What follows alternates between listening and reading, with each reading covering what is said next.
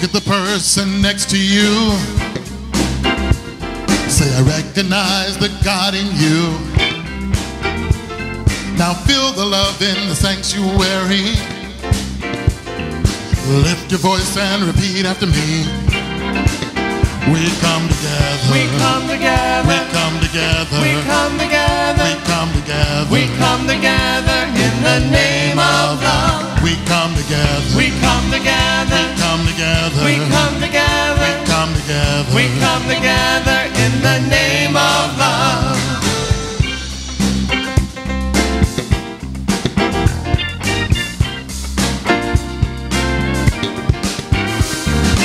Look at the person next to you. Say, God loves you and I love you too. Now feel the love in the sanctuary. Lift your voice and repeat after me. We come together. We come together. We come together. We come together. We come together. We come together in the name of love. We come together. We come together. We come together. We come together. We come together. We come together in the name of love. In every walk of life. Every walk of life. Every creed and color. Every creed and color. In kinship we unite. Oh. In honor of the God and each other. Oh, take a look at the person next to you. Say namaste and I bow to you. Feel the love in the sanctuary. Lift your voice and repeat after me. We come together. We come together. We come together. We come together. Together. We come together. In the name of love. We come together. We come together. We come together. We come together. We come together. We come together. In the name of love. We come together. We come together. We come together. We come together. We come together. We come together. In the name of love. We come together. We come together. We come together. We come together. We come together. We come together in the name of love. Aloha. Aloha. Thank you for joining us here at Unity Church of Hawaii. I forgot my script because I don't know what song we're singing next, and it is I Release. But before we release, I just want to thank you all for being here with us at Unity Church of Hawaii. We so appreciate you and welcome you here. Please stand as you are able, and let's release and let go.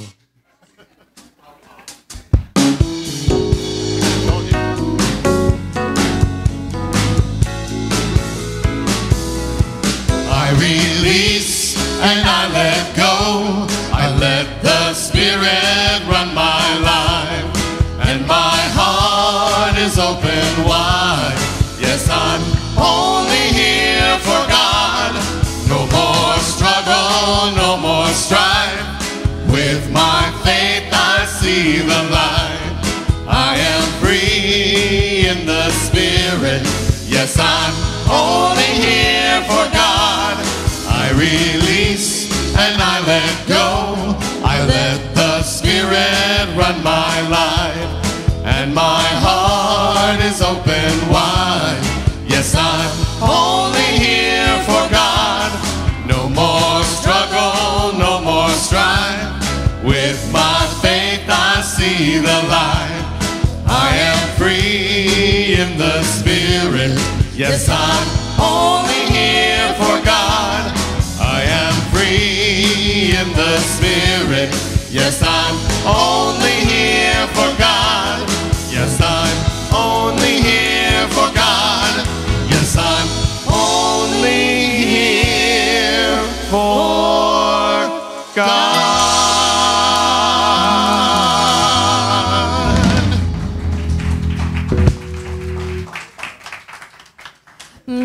Good and glorious morning. Yes, I am only here for God. Welcome, everyone. Welcome to Unity Church of Hawaii. We're centered in God. We're centered in God. We elevate global consciousness through the realization of oneness. I'm so delighted to be here with each and every one of you this glorious Sunday morning, my spiritual ohana. Unity is a spiritual, educational, and healing movement where we recognize and honor all people on all spiritual paths.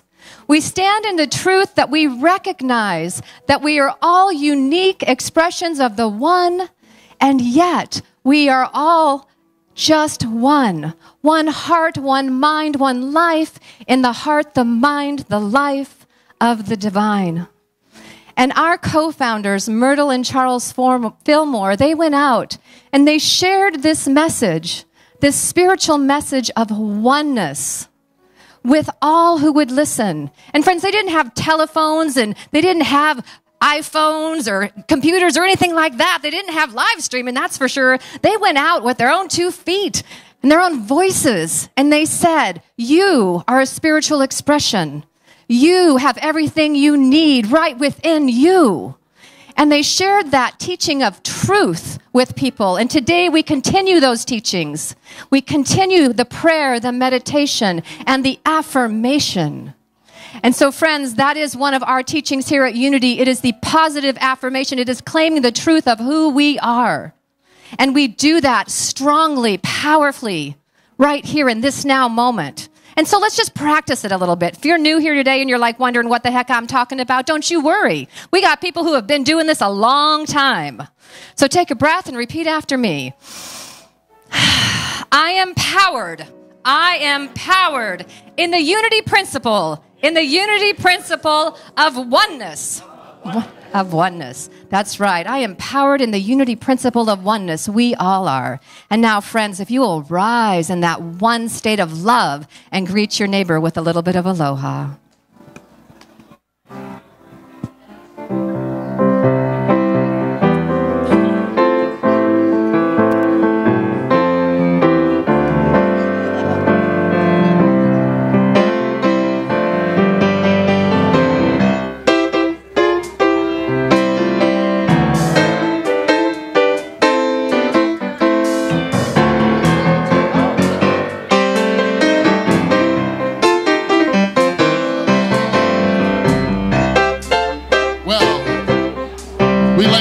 Now to please remain standing as you are able. And please know this, that God's going to turn it around in you.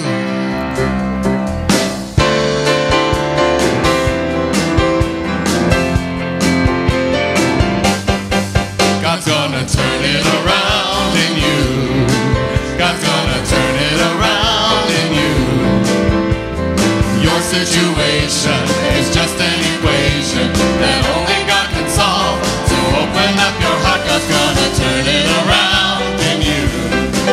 God's gonna turn it around in you. God's gonna turn it around in you. God's gonna turn it around in you. God's gonna turn it around in you. Your situation, just an equation that only God can solve. So open up your heart, God's gonna turn it around in you. God's gonna turn it around in you. Oh yeah. God's gonna turn it around in you.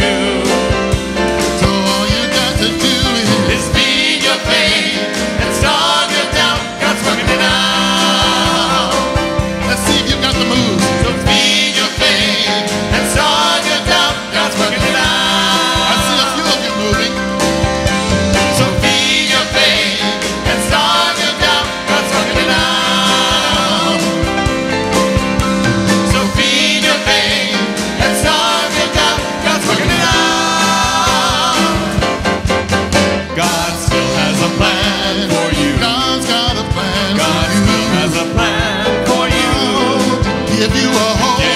Hope and a future. God hears you when you pray, so trust it all the way. God still has a plan for you. God's got a plan. God still has a plan for you. Oh yeah. Rest assured, God still has a plan for you. So all you've got to do is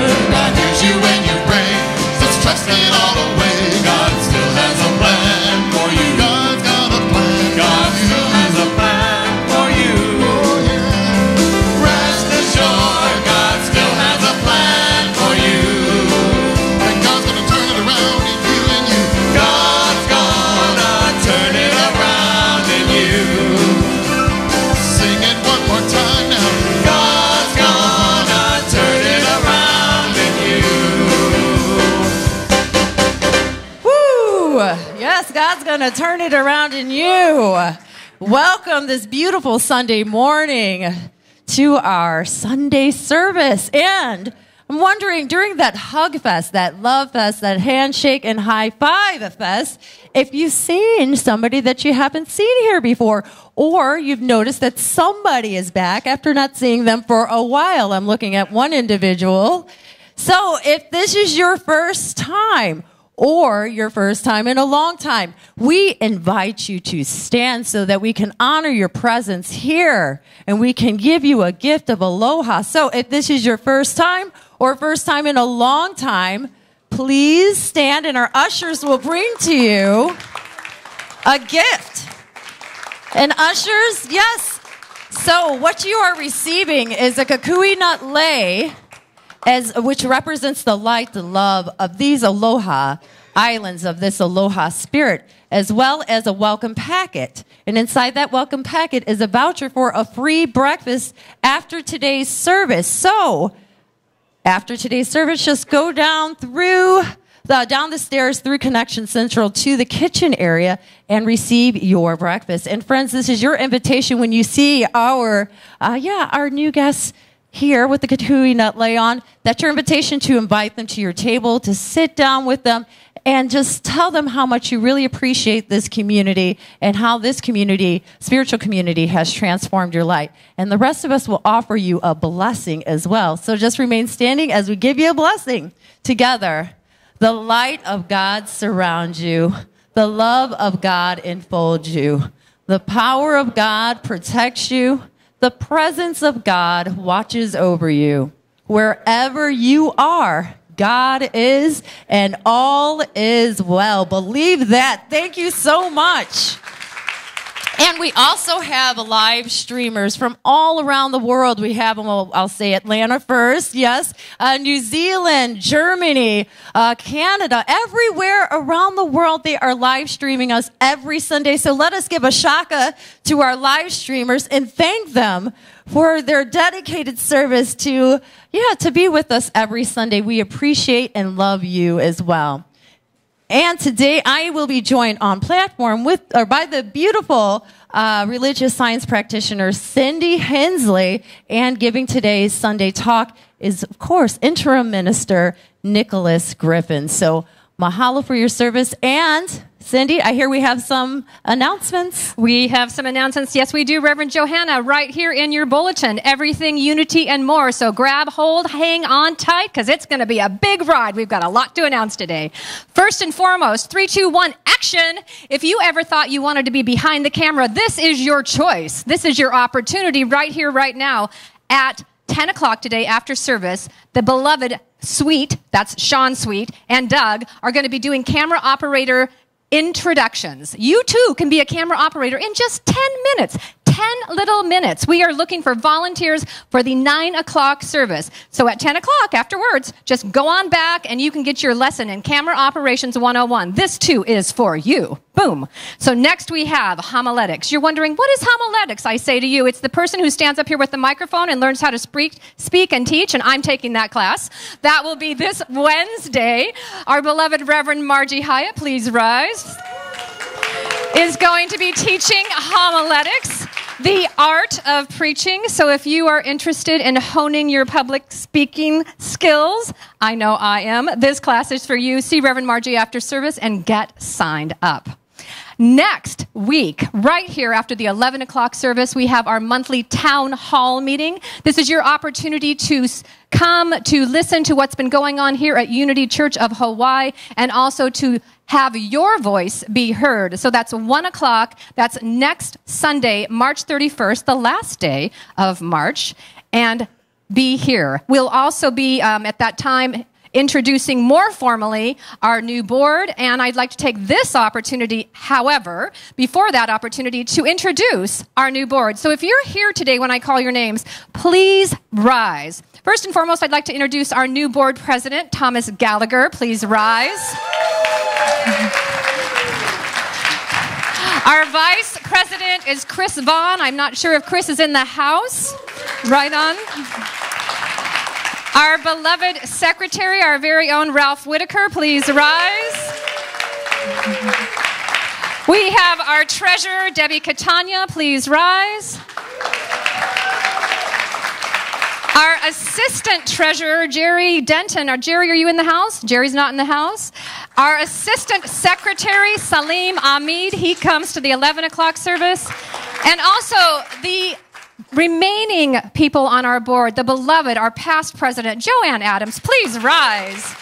Kathy Whitmire and Jan Fitzgerald. We are so delighted to be working in the grace and goodness of this team. So please, when you see them, please welcome them into their new positions, and please just so much love and aloha for all the boards, for all the past board, for the current board, and for all that they do for Unity Church of Hawaii. And now I have a special friend who'd like to make a very special announcement. Thank you. Many of us hold very dear in our hearts beloved Sister Joan Chatfield, who's long been a friend of this community. And if you hadn't heard the news, Sister Joan passed away on March 1st. Her services were held this past Thursday, and it happens that she's interred just up the street at Diamond Head Memorial Park, if you care to visit. Joan has been dear to this community for a long time. She's spoken on this platform a number of times. She's been deeply involved in interfaith work in Hawaii. She's been in Hawaii since 1956 as a Mary Knowles sister. She taught high school in various locations. She was a professor at Chaminade University, and she blessed this community with her joy and her spirit and her love. And so would you hold her family of her birth, nieces and nephews on the mainland, and the family of her Mary Knowles sisters in your heart as you remember to bless Sister Joan in your prayers this week. And Nicholas has a message as well. A quick message. Thank you, folks, to those of you who came yesterday. We enjoyed our time together, I said, yesterday morning. I have a very, very brief announcement. You know that we are going through transition here in this church. I don't use that. Okay.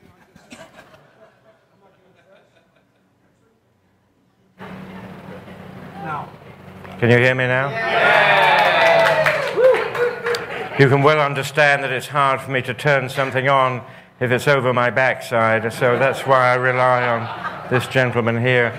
I wanted to make a brief announcement concerning the transition of the church. Some weeks ago I sent most of you a letter, which you probably received, I hope you did, explaining what I think the next steps will be in our forward movement. But to be very frank with you, this takes money.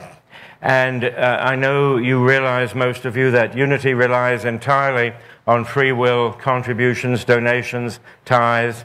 If you are interested in our community, as I know many of you are, vitally, and you want to see it move forward, as we all hope it will, it might be beneficial to us and perhaps to you if you could consider being generous, shall I say. Let us use euphemisms, please.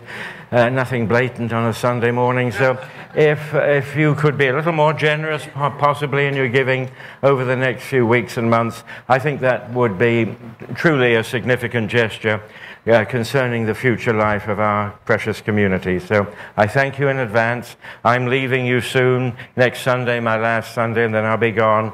But we have some interesting people coming in here. You'll enjoy them very much indeed. They're from Unity Worldwide Ministries, and we have a consultant coming to talk to you about relationships in the church and so on and so forth. So things are really beginning to move. We have a new board full of enthusiasm. So, you know, let's get together, folks, and do this thing, right? Yes. Amen.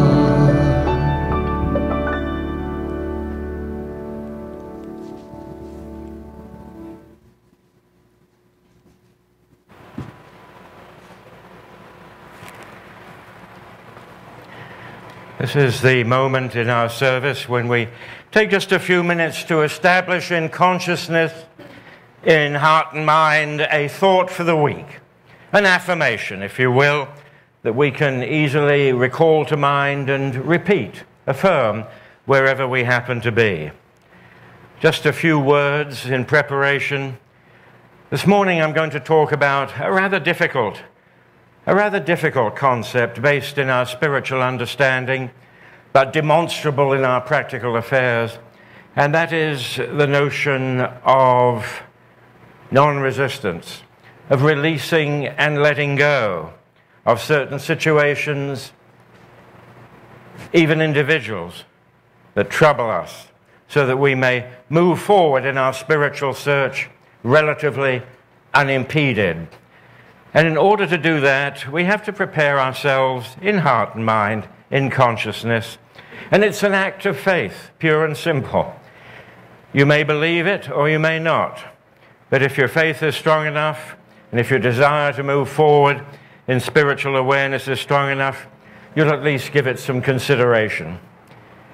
So, letting go, letting God, non-resistance, in other words, is of huge significance in our lives. Whether we practice it or not, we should at least be aware of it and have it available to us as part of our repertoire of responses to life. So having said that in preparation, let's just relax, shall we, and breathe easily and freely and deeply as we like to do. Just take in a deep breath. Hold it for a moment and then gently let it go. And with that release, let go all anxiety, concern, fear that may have accompanied us here to this place this morning. We breathe in, we hold that breath, and then we just let it go. And that indeed is the substance of our thought for the week. I let go, I let God.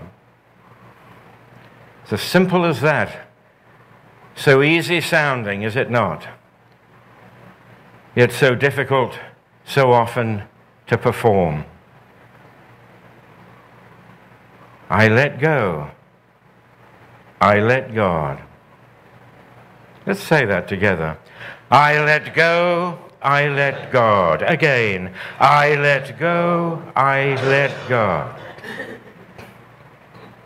Words, yes, but words potentially of great power and significance in our lives. I let go.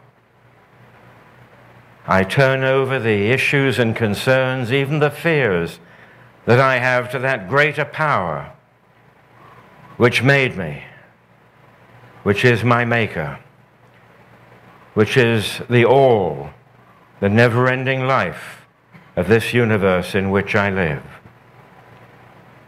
Surely, surely that knows better than I.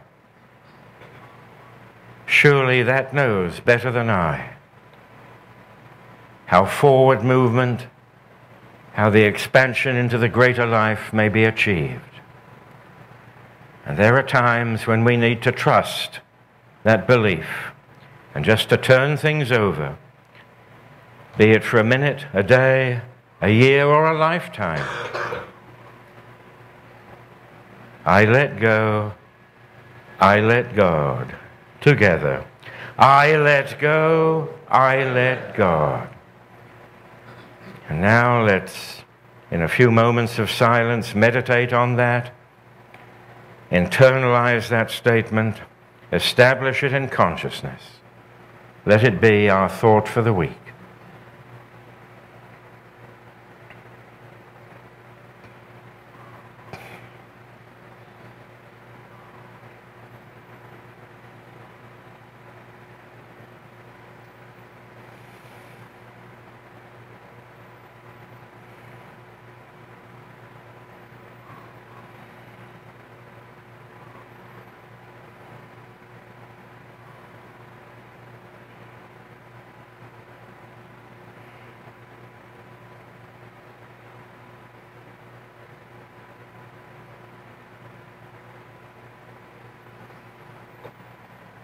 I let go, I let God.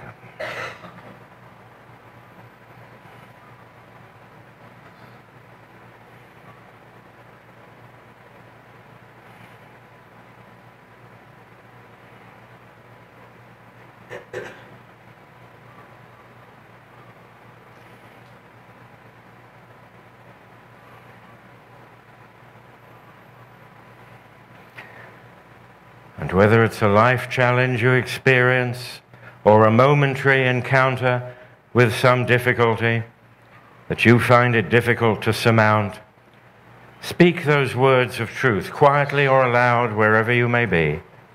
In this moment, I let go, I let God. Let the greater power resolve for me whatever obstacle confronts me. Perhaps with an event, a thought, some action that had not occurred to me. But the solution is there, the right, positive, creative solution for all concerned. And so in confidence, in trust, I may say, I let go, I let God. And for the growing realization of this truth in us, we do give thanks in the power and in the name of that Christ awareness in each one of us. Amen.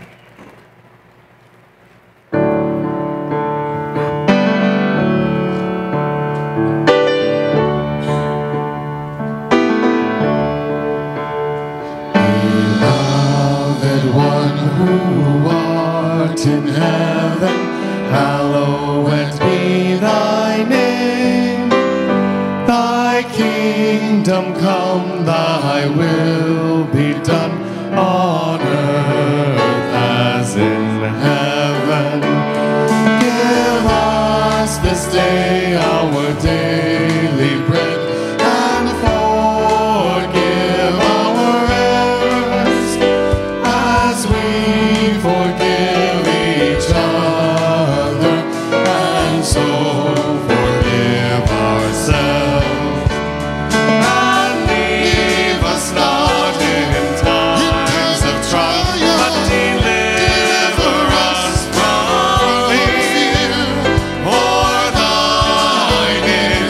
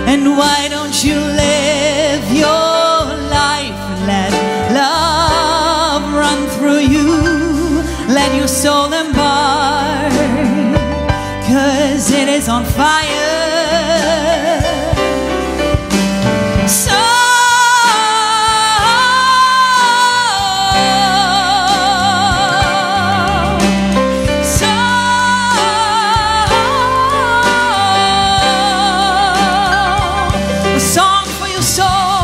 This is a song for your soul. And take each moment, take it in, and just be guided by your spirit all the way home. And praise this day and praise who you are. You are a gift of God. And why don't you sail your ship with your keel deep down in the water, and raise your sail higher and higher? And why don't you live your life and let love just run through you? Let your soul embark, 'cause it is on fire. So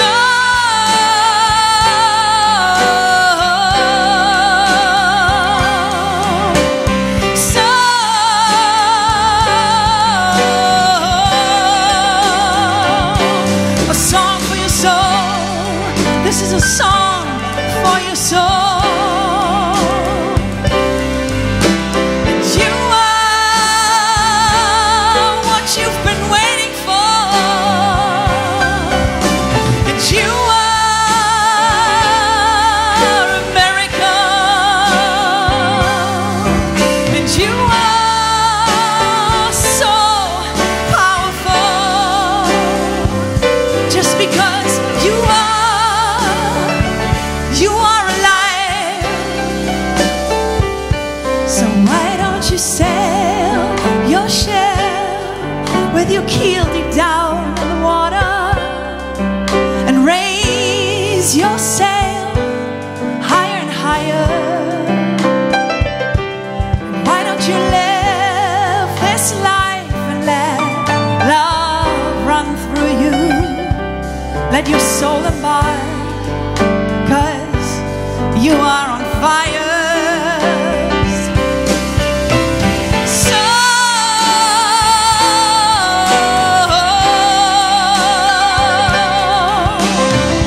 a song for your soul. This is a song for your soul. A song for your soul, a song for your soul, a song for your soul.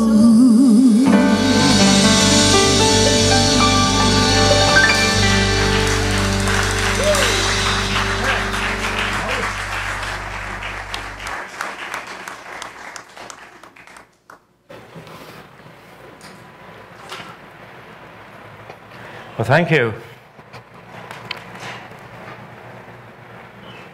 I guess we should have a mirth moment, shouldn't we? Yeah, well, okay. I thought of one. Has to do with releasing and letting go. This little guy is in school and he's being bullied by some other kid. So he comes home to his mom, who goes to Unity Church, of course, and she said, Jimmy, you know, really, you should learn to release and let this boy go. He can't hurt you unless you let him.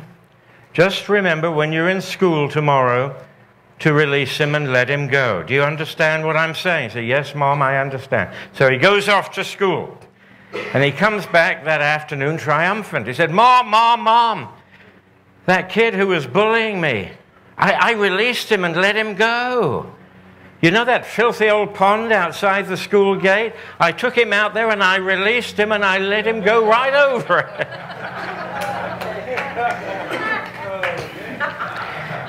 Well, I don't think that's the kind of release and letting go we particularly had in mind. I've titled the talk this morning, The Sharing of Ideas, Option B, Plan B, Plan B. About 60 years ago, there was a horrible movie. Do any of you remember it? It was called Plan B from Mars. Oh, God, it was bad. But it didn't have to be good because it was the second feature at the drive-in. And it was in black and white, because I saw it, of course. Even the flying saucers, you could tell were saucers at somebody's. But who went to see the movie? It was at the 63rd Street Drive-In in Kansas City, and I was married at that time, and my wife and I went to see it, sort of, and it was horrible. They used to say in Kansas City that half the marriages contracted in the city began at the 63rd Street Drive-In, which is a possibility, I suppose. But this is not the plan B that I had in mind. I have a plan B that is a little bit different from that abomination. And this is what it involves: non-resistance. You see, we, as a species, as human beings, have since time immemorial been brought up, of course, to fight or to flee.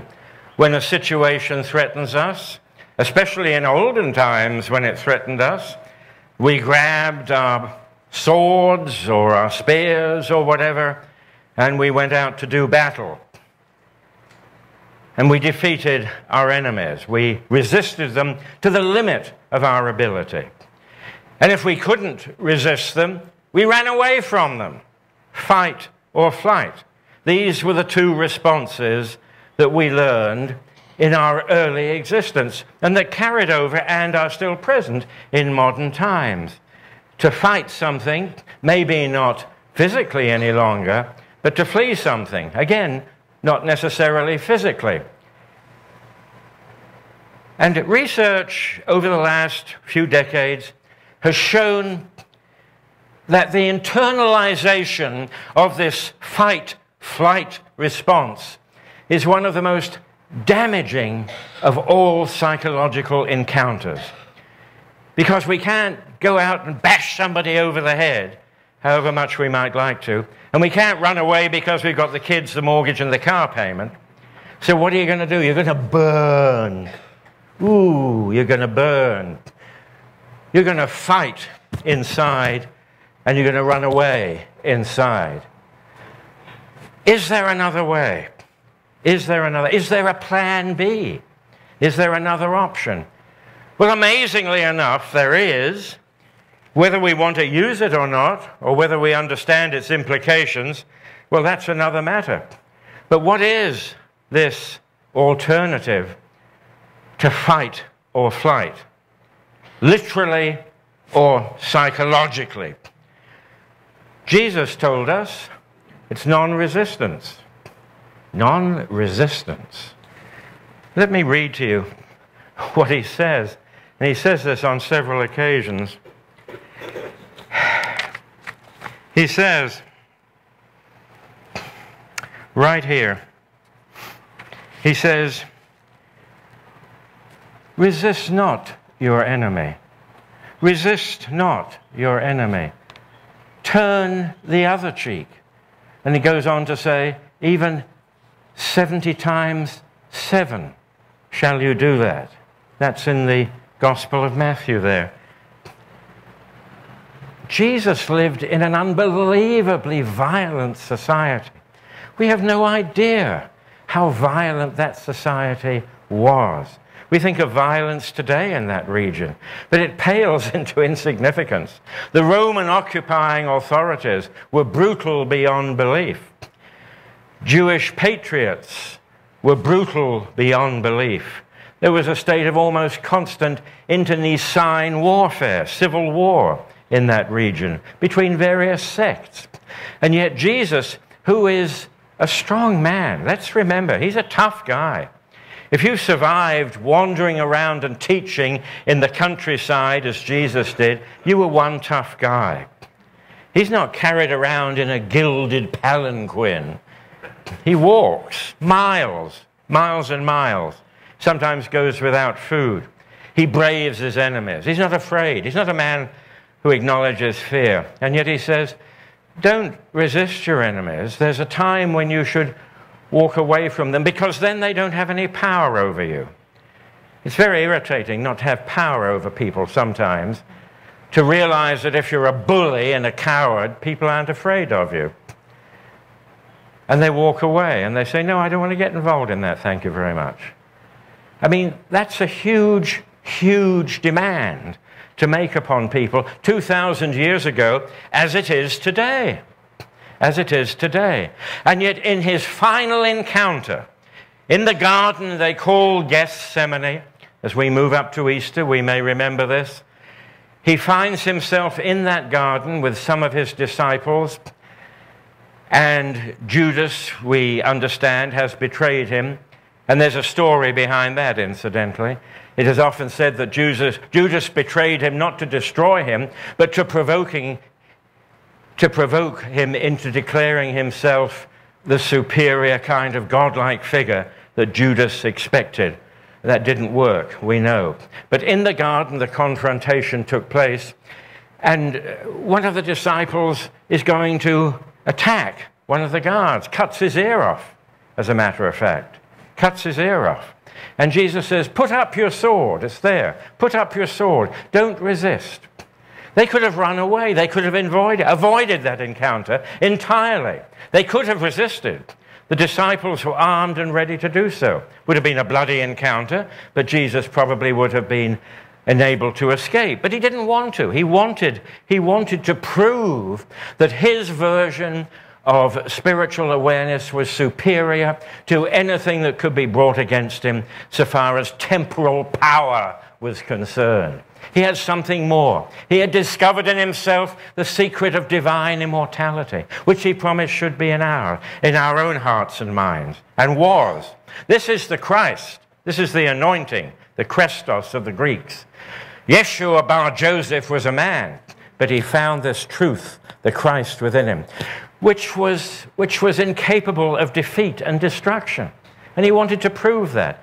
If anyone doubts that Jesus was a brave man, let's see him in the garden saying, no, I don't need to be saved. I don't need anyone to defend me. I'm not going to run away.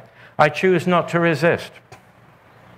In the late 19th century, the German philosopher Nietzsche used this kind of teaching of Jesus to declare that Christianity was weak, that Christians were weak and whimpering, that they never stood up.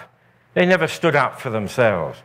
He wanted to see the Übermensch, the overman, the superman, who would rise up and smash his enemies, crush them, and proclaim the superiority of, in his case, or at least those who followed him, the Aryan race. Confrontation, engagement, fighting, and not running away. Not running away. But you see, Jesus showed us this plan B, this third way. I know not all of us can contemplate practicing it. There have been times in my life when I haven't wanted to even think about non-resistance. I was damn scrappy when I was young. I had quite a temper. And my God, if somebody took me on, I was going to flatten them. Intellectually, even physically. Or if I couldn't, I'd run like hell. But, fight or flight. But, over the many, many years, age sometimes brings an inkling of wisdom. I've thought, no, there are times when I choose not to engage. Thank you very much. It's not done in contempt or indifference. It's not done to deny someone's just cause. And there are many just causes that demand action in our world. There are many times when perhaps, alas, we have to fight for what we believe in. Many times when it's prudent and expedient to run like hell. But surely there are times also when I can say, I choose not to follow that agenda. Usually somebody else says, no, thank you very much. Just leave me alone. I will meditate. I will be quiet. I will not engage. Now, Gandhi, the great exponent of what is sometimes called non-resistance, calls that satyagraha, which is the power of the soul. Gandhi was more involved, actually, in passive resistance. We forget that. Passive resistance is a little bit different. Gandhi could bring the entire communication system of the subcontinent of India to a halt. He'd have his disciples and followers sit on the railroad tracks, refuse to operate the telephone exchanges. That's passive resistance. And it scares the heck out of the authorities because they don't know what to do. Are they going to shoot? Shout? What are they going to do when you get millions of people practicing Martin Luther King, the same, passive resistance. Passive resistance works better on a macro level, on a large scale, with large populations that one can direct or even manipulate. Very effective. The strike is an example in many instances of passive resistance. Non-resistance tends to be a much more personal and much more intimate event, focused in the heart and mind, we might say the soul of the individual. It's a decision we can make from time to time as we find ourselves in changing circumstances. I'll give you an example. Some years ago, I was in California and there was a rage incident on the road, a road rage incident, we would call it. This truck kept cutting in front of me. And eventually he slammed on the brakes, and I nearly hit him, and I stopped the car, and he got out of the cab. In Florida, he'd have gone to the glove compartment and got his .38. Mercifully, he didn't, but he got out of the car. This guy, he was mad as heck. And he comes up to me, "You cut me out, you cut me out, you..." I assure you, I am no stranger to insult. And so I thought, well, he was coming at me, and I thought, well, what am I was a younger man at that time. I thought, do I kick him in the equipment, or do I sort of, you know, whatever one does? And something said to me, non-resistance. So in the universal gesture of non-resistance, I just did this. I stood there, just like that. And, you know, it blew his mind. He was looking for a fight, bless him. He really was. He didn't get one. And I didn't run away, which would have been quite gratifying, I imagine. So I just stood there, and he looked at me, and it seemed like hours elapsed, and then, you know, they went back into the cab and drove off. But I've had other examples in my life, far less dramatic than that, where I have chosen in a situation not to resist and not to run, just to be totally non-resistant. And that's something that each one of us has to learn to tolerate at an individual level. Some of you may think it's giving in too easily. Some of you may feel that there are causes worth fighting for, literally, and I would tend to agree with you. There are other situations in which you would advise me to run like heck. I once had my life seriously threatened in Florida when I found out what somebody was doing with the money. And the gentleman who threatened me happened to be a local mobster. I called my attorney. He said, "What's the name of this guy?" I told him. He said, "I would leave town now if I were you." And I did. But, you know, you have to... This is what's so wonderful about these spiritual insights that we have. Nobody tells us, in this church anyway, what to do. We have no dogma and doctrine which asserts that you shall function in this particular way. We say, no, it's a matter of your own individual insight, awareness, spiritual growth, and conscience. What would you like to do? Do you want to fight? Is it worth fighting for? Okay, bash it. Go do it. You want to run? If you can afford to these days, run like hell. Or do you just want to be non-resistant? Do you just want to say, no, I choose not to become involved in this. This is not me. This is not what I want to do. And this is so important, as I said to you earlier, in terms of our psychological health.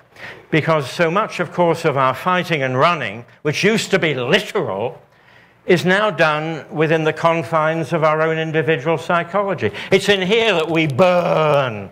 Oh, you know, I resist this. And we strangle them every night before we go to sleep, metaphorically. And then we go into denial. You know, we just run away. We ignore the person we despise or the situation we dread or hate. But there's a conscious, I call it plan B, there is a conscious choice that we can make spiritually, morally, psychologically, which says to us, you don't need to be a part of this. It has nothing to do with you. Jesus once turned to one of his disciples who was complaining, and he said, what is that to thee? You know, what is that to thee? Sometimes I ask myself that very question prior to operating plan B and to being non-resistant. I say, what is that to thee? Am I really going to let that destroy my mental and physical balance and welfare? Is it worth it? Well, okay, maybe it is. But we have that choice. It's part of our repertoire of responses to life. And we should decide when or if we want to exercise it. I'm not going to advocate it. I'm not going to suggest you do it. I'm only saying, think about it. And if you look at Jesus' message, he was the premier exponent in a violent society of the non-resistance option. He could have fought very easily. Jewish rabbis, militant Jewish rabbis, before his time, had raised armies. He could have run. He could have gone to one of the islands in the Mediterranean and spent the rest of his life in quiet meditation. He chose to engage and speak his message with infinite courage. But in the end, he said, I found something that none of you can touch. Guess what? And I choose to be non-resistant, period. Think about it, consider it. It's another option in the, I was about to say, arsenal of weapons, which would show you where we come from often enough, in metaphor at least. Think about it. Think about it. Maybe it's right for you in a given situation. I'm going to shut up now.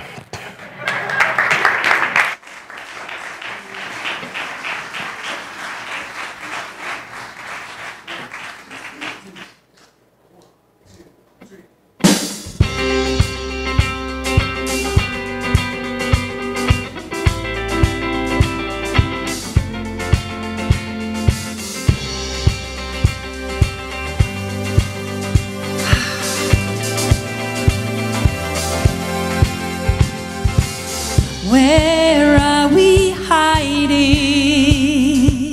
Where do we go? Why are we fighting? I want to know. Let it go.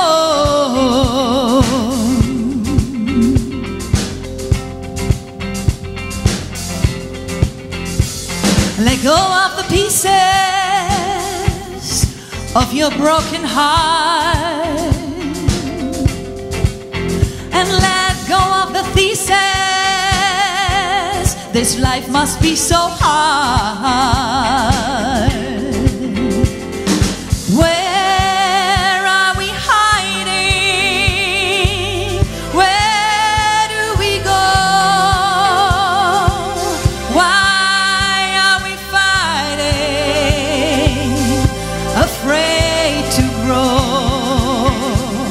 And where do we come from? Where do we go? I know we are eternal. Don't be afraid to grow. Just let it go.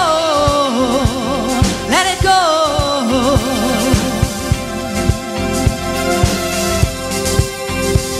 And cherish each moment of this precious life, and then just fall into nothing, 'cause that is where we thrive. And where are you hiding? Where do you go? Why are we fighting? We are afraid to grow. And where do we come from? Where do we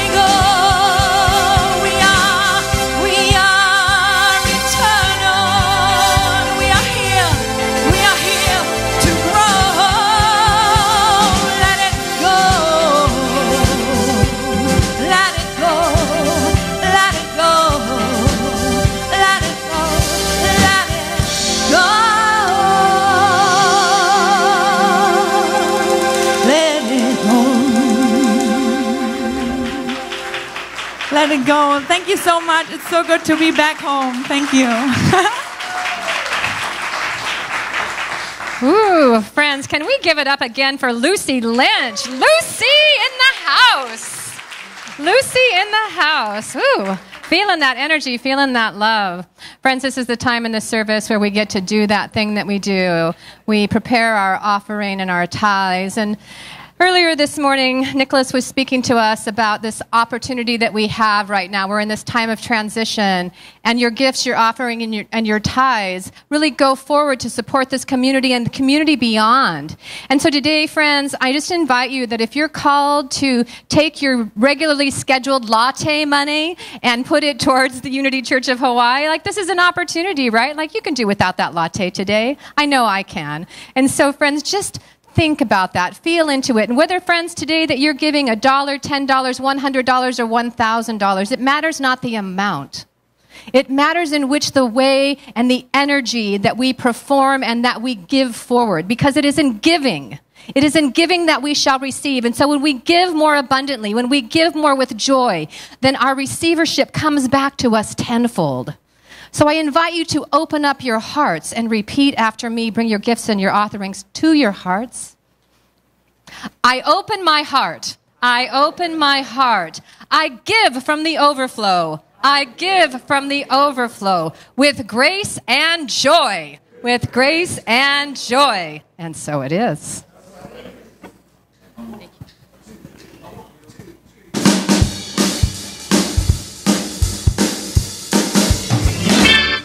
Well, I'm walking in the Spirit, and I'm talking to the Spirit. I'm learning from the Spirit, and I'm turning from the Spirit, and I'm growing in the Spirit, and it's showing.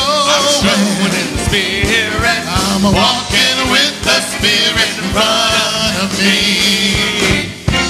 Well, I'm walking in the Spirit, and I'm talking to the Spirit. I'm learning from the Spirit, and I'm turning from the Spirit. I'm growing in the Spirit, and it's showing. I'm showing in the Spirit. I'm walking with the Spirit in front of me. When I find myself in one of those situations when I don't know what to do, I've got no explanation. I go within and get plugged in, my friend, before it's too late. I put the Spirit in front of me to make those crooked places straight. I'm walking in the Spirit, and I'm talking to the Spirit. I'm learning from the Spirit, and I'm turning from the Spirit. I'm growing in the Spirit, and it's showing. I'm showing in the Spirit. I'm walking with the Spirit in front of me. When I find myself in one of those situations when I don't know what to do and I've got no explanation. I go within and get plugged in for a revelation. 10 times out of 9 things will work out fine without my participation. I'm walking in the Spirit, and I'm talking to the Spirit. Oh, I'm learning from the Spirit, and I'm turning from the Spirit. I'm growing in the Spirit, and it's showing. I'm showing in the Spirit. I'm walking with the Spirit in front of me. Thank y'all for walking with me. Come on.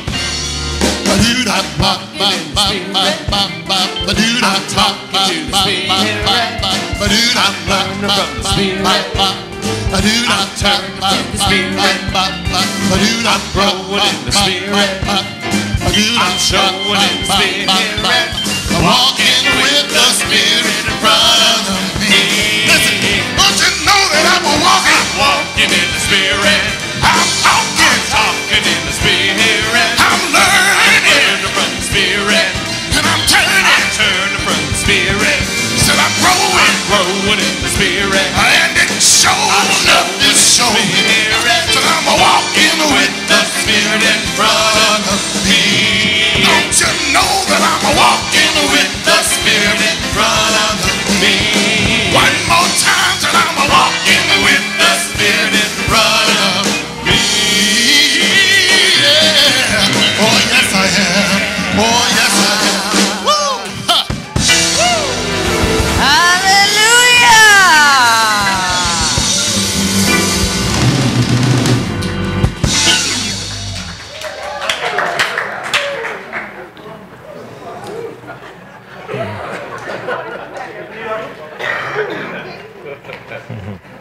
Thank you again for coming this morning, folks. Do try to bring a friend or a family member. Unity isn't that painful, and they might actually enjoy themselves. So bring a friend.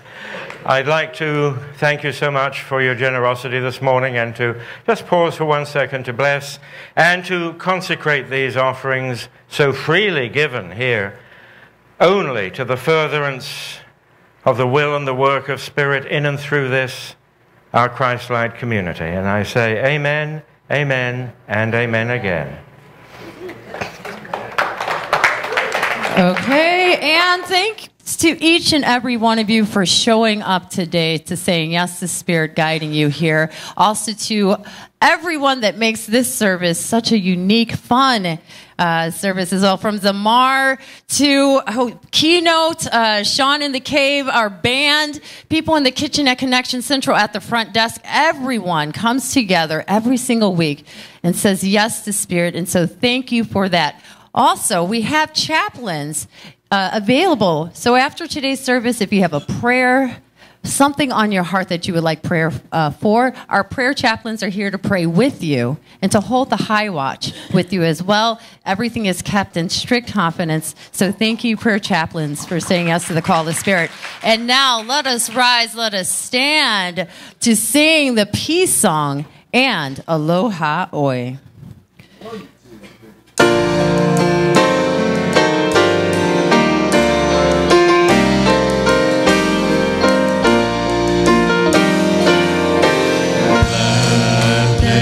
Be peace on earth, and let it begin with me. Let there be peace on earth, a peace that was meant to be, with God as creator, family all are we.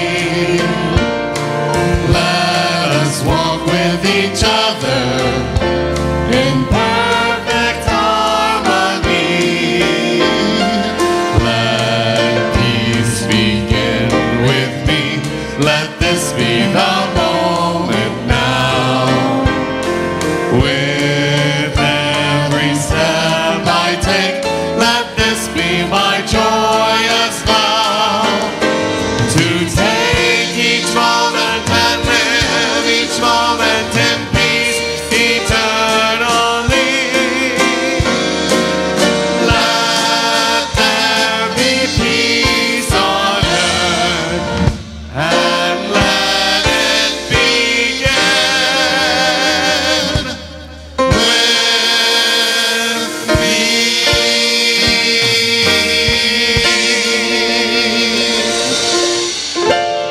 Aloha oe, aloha oe, eke ona ona no ikalipo. One fond embrace, ahoy until we meet again. Aloha! See you next week. Mahalo for joining